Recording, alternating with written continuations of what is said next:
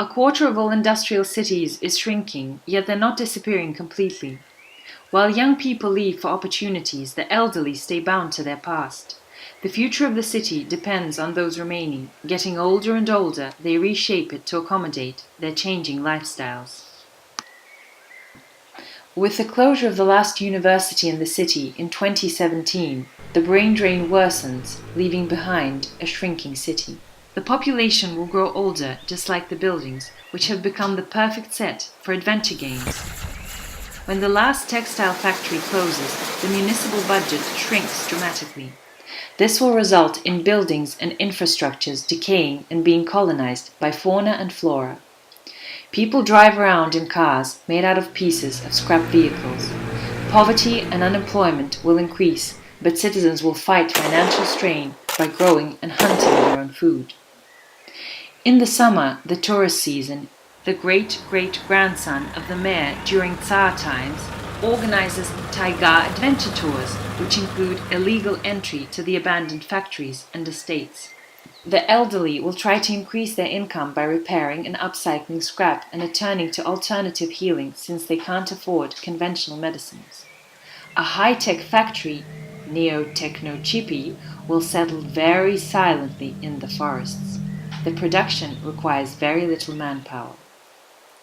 Because of the cheap estate market, the high amount of elderly people, the proximity to Moscow and the Volga, and the increasing demand for elderly care, the Moscow Social Guarantee spots in Kinishma the ideal place for an investment. They convert the biggest textile factory into elderly lofts and the director's housing estate into an elderly hub. The resort provides advanced healthcare and a series of activities to contrast age-related diseases on the Volga riverbanks. Nurses will flock to Kinishma. Despite the economy is getting better, the indigenous elderly will still have harsh living conditions. The Orthodox Church gathers a team of volunteers with aid provisions.